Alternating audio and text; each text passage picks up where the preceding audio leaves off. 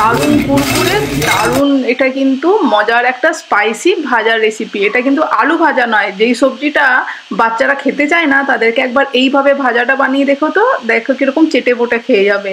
চলো রেসিপিটা দেখিয়ে দিচ্ছি তোমাদেরকে। এর জন্য কড়াই বা একটা প্যান গরম করতে বসিয়ে তাতে জল দিয়ে দাও বেশ খানিকটা, দিয়ে সামান্য পরিমাণে একটু নুন আর হলুদ দিয়ে দাও। নুন আর হলুদটা দিয়ে ভালো করে মিক্স করে দিয়ে জলটাকে একটু ফুটার অবধি আসতে হবে।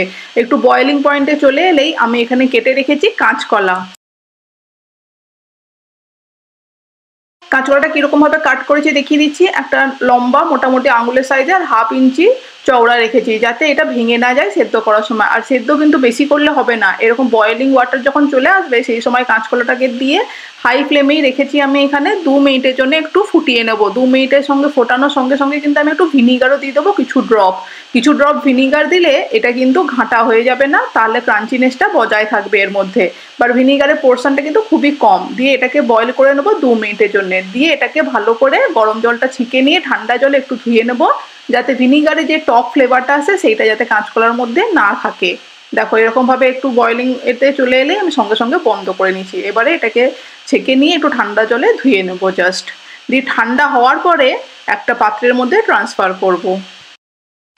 এবারে একটা পাত্রের মধ্যে কাঁচকলা সেদ্ধগুলো দিয়ে দিচ্ছি। এরপরে এখানে দিয়ে দিলাম পরিমাণ মতো নুন। আমি এখানে অলমোস্ট 1/2 স্পুন মতো নুন ব্যবহার করেছি। এরপরে এর মধ্যে দিয়ে দেবো 2 চামচ কর্নফ্লাওয়ার আর নুনটাকে দিয়ে এটাকে হালকা হাতে আমাদেরকে একটুখানি মিক্স করতে হবে। বেশি জোরে কিন্তু নাড়িয়ে চাড়িয়ে মিক্স করার দরকার নেই, বিকজ কাঁচকলাগুলো কিন্তু একটুখানি সেদ্ধ হয়েছে, মোটামুটি জাস্ট 40% মতো কুক হয়ে গেছে। এরপর এটাকে এরকমভাবেই ভালো করে মিক্স করে নিচ্ছি, যাতে গায়ে একটা হালকা কোটিং চলে আসে। এবার একটা কড়াই নিয়ে নিচ্ছি, তাতে বেশ খানিকটা সাদা তেল দিয়ে দিচ্ছি। তেলটা গরম হয়ে যেতে এরপরে যেই ম্যারিনেট করে রেখেছিলাম কাঁচকলাগুলোকে সেইগুলো বেছে বেছে একটু করে দিয়ে দেবো, অল্প একটু করে দিয়ে হালকা হাতে নেড়ে চেড়ে বেশ গোল্ডেন ব্রাউন করে আমাদেরকে মিনিট 5 ধরে ভাজতে হবে।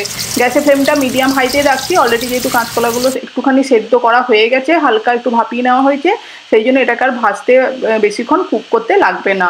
এরকমভাবে একটু ছড়িয়ে ছড়িয়ে বেছে বেছে তোমরা একটু ভেজে নেবে এটাকে। এরকম ডুবো তেলে একটুখানি ভাজলে আর একটু সময় নিয়ে ভাজলে দেখবে বেশ সুন্দর ক্রাঞ্চিও হবে এবং বেশ গোল্ডেন ব্রাউন কালার হয়ে যাবে। তাহলেই দেখবে বাইরেটা খুব ক্রাঞ্চি হবে, ভেতরটা সফট থাকবে।